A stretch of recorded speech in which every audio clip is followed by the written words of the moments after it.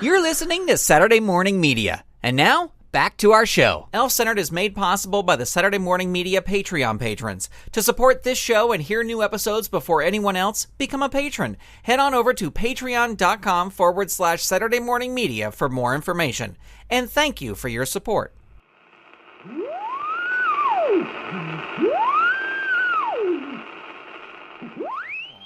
Twisted my ankle.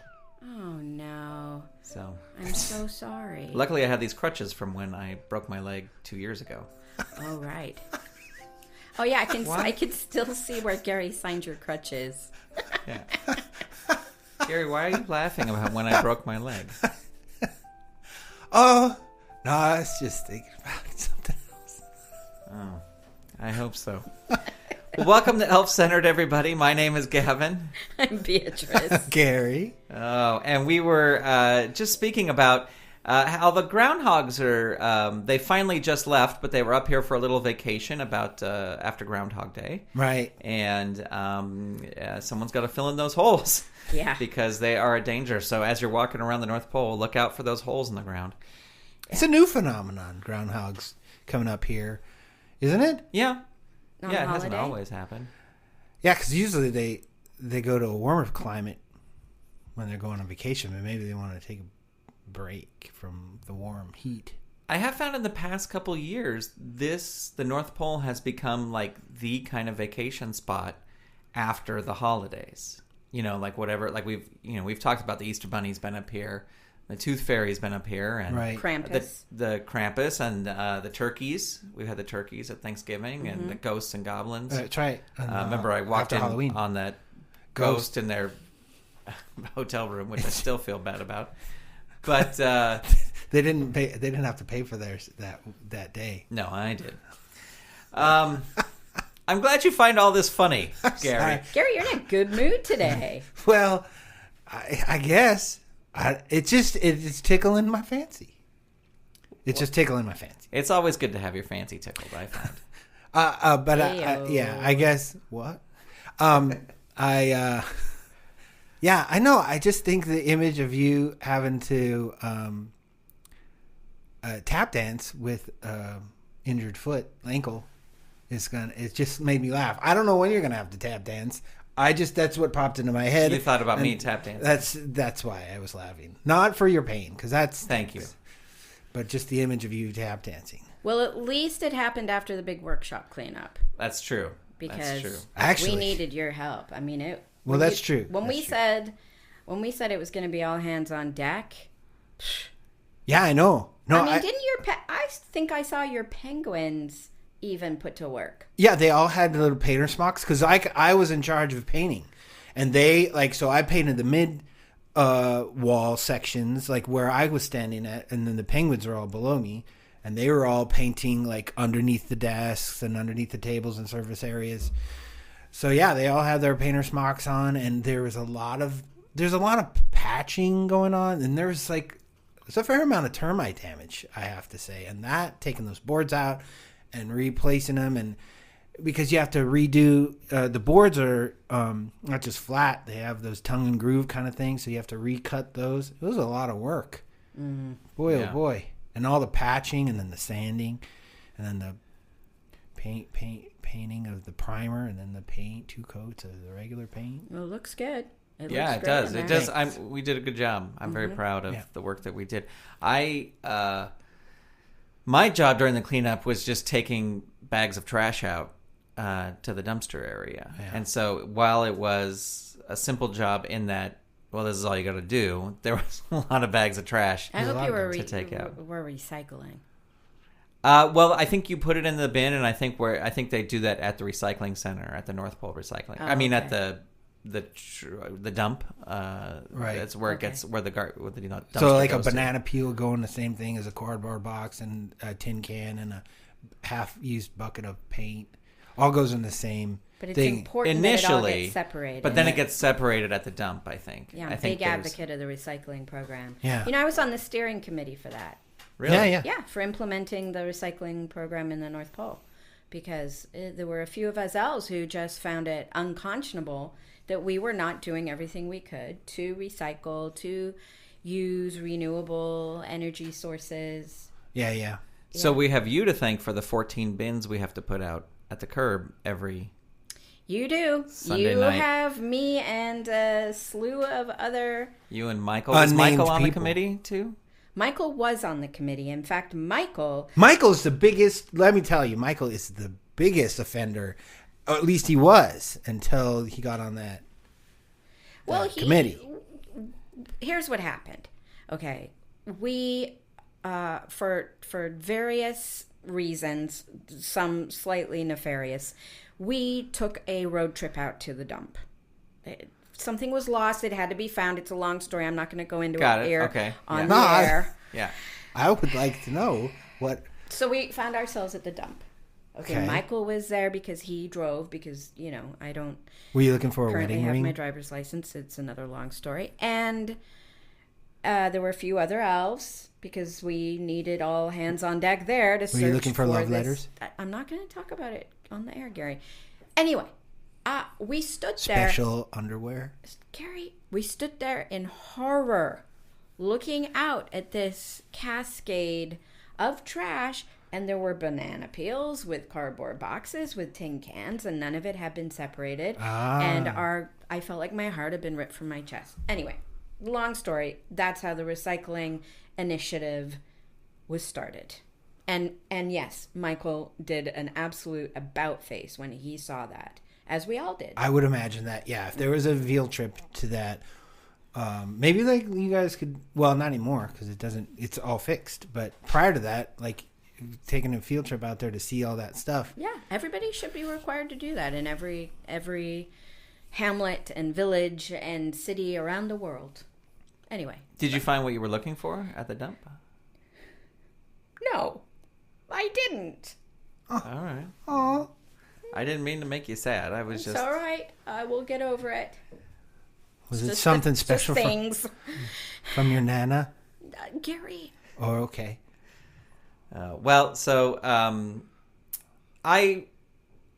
I appreciate the good that recycling does. It's just hard to drag out those 14 bins I understand. And I wish there was a better system. You should get the penguins involved in that. They could put a little harness on them. They could roll those they ain't doing that. bins out. They ain't about that. They ain't about that. They ain't right. doing that kind of stuff. It's hard. I'm surprised that I got them to put on the painter's smocks and paint. They're kind of lazy. But like 14 bins seems extreme. I mean, I know that in other places, bins are like, there's 3. But there's 14. Yeah. 14. There's one we're for... special. We're special circumstances. Well, we here do in have a North very sensitive eco-environment system. Mm-hmm. Especially now. Right. After the earthquake and the toxic sludge, whatever. But Thanks, Mayor Thompson.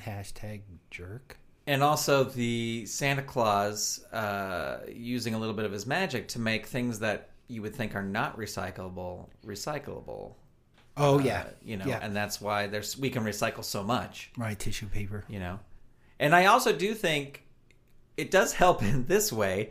Because like when I go to the grocery store, right, and I'm going to buy something, I'm going to go, all right, if I buy this, is that going to mean I'm going to have to bring out an extra bin the next week because I have to recycle this part of the package? Right, because they're very specific. There's like ones for paper cartons, plastic cartons, tin cartons, because some factories still use tin, aluminum. There's like each metal is... Yeah. Well, and think about all of the batteries that are in various toys that we manufacture.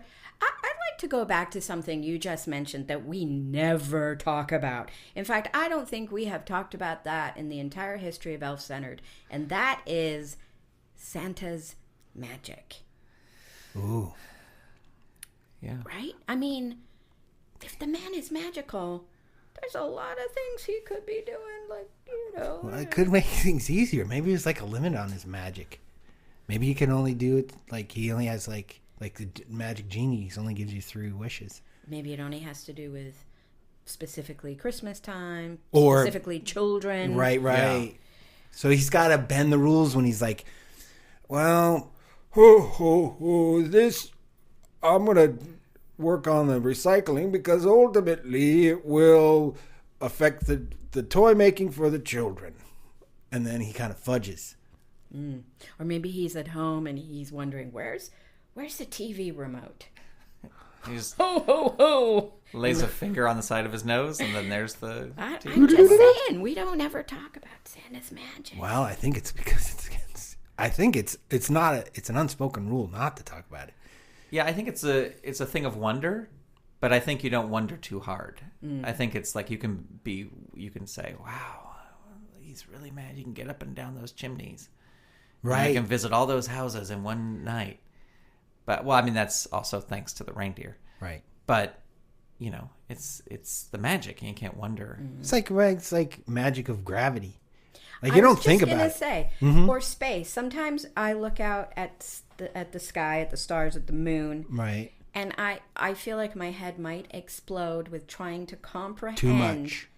the sheer magnitude of it. The fact that we're looking at light from stars, and those don't even exist anymore because The light is I traveling. can't even. Yeah. I guess that's the same as Santa's magic. Yeah, I it's cannot even comprehend it. Right. The brain does not have enough to comprehend that kind of calculation. Or But it would be nice if there was some magic that got those 14 bins All right, out to the Gavin, curb. we yeah. understand. I just... Like, Yeah. I've been experimenting, like, I'm building, like, these chutes, like, that go from my window to the curb. And so I can just take the bin, put it on the chute, whoop, goes out to the curb. But the problem is... there's got to be how many shoots has it got to be? Well, just one chute, and you kind of move it. Like, you can aim it. You know, you go, Oh. whoop, sh, boop. That's interesting. But the problem is, the streets are a little snowy and icy, so my bins land on my neighbor across the street's mushroom hut lawn because they just go out the window, And there's so the much curb, and then it goes shoop right across the street into their thing. And usually they'll hit the curb on the other side, dump out, and then I'm over there picking up tin cartons and aluminum wrappers. I bet Harvey has a great time slipping in. He would have a great time sliding through that and jumping in the air. Yeah, he loves any sort of slide thing you put up. He's He instantly... could actually think he was flying for a second. Yeah. He would love that. He, whenever, like, I'm watching TV and there's a hot air balloon, he goes nuts. Like, he wants to go in a hot air balloon. Have you ever seen a penguin in a hot air balloon? That would be funny. I think it's going to happen sometime. Well, I've never seen a penguin put on a painter's smock and paint, so... It's the wonders of the North Pole. We're talking about wonders. We are talking about wonder. Yeah, I might have a little bit of Santa's magic. There you go. Maybe you do. Well, ladies and gentlemen, I want to remind you that Gwendolyn has her big group yoga session that is happening in March. That's March 20th. So it's open to all. And she's really hoping this year to get a lot of people to come to it. She has it on the out at near the what am I thinking of? The rec center. But it's like in the covered outdoorsy would area, hope. like the Oh, covered yeah. the patio, covered patio. Whatever I guess. whatever that thing is called, the trebuchet. Well, that's a weapon. Oh, what is it called? It's I have like no idea It's what the you're wood, and then it's got wood slats on the top. It's not like if it rained, it would get wet. Anyway, I like Gwendolyn, but yoga is not my thing. I tried it once. I pinched a nerve. I can not still feel the side of my leg. There's a spot that's just dead to me. Well, be a great place for a tattoo next because I wouldn't feel it. There you go. Gwendolyn is holding her yoga thing. If you would like to take part in that is March 20th. You can go sign up at the front desk.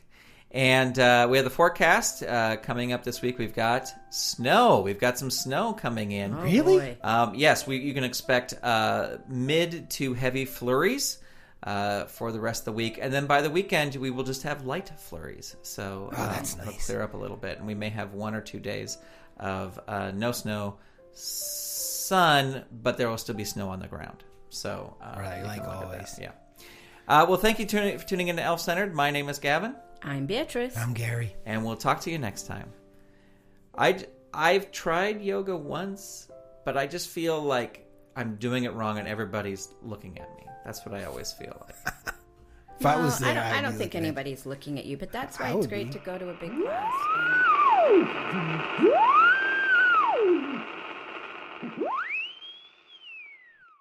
This episode of Elf-Centered was completely improvised by Jayne Entwistle, Chris Sheets, and Grant Baciocco. Elf-Centered is a production of Saturday Morning Media and is made possible by the Saturday Morning Media Patreon patrons who've gone to patreon.com/Saturday Morning Media and set up a monthly donation for as little as $1 a month.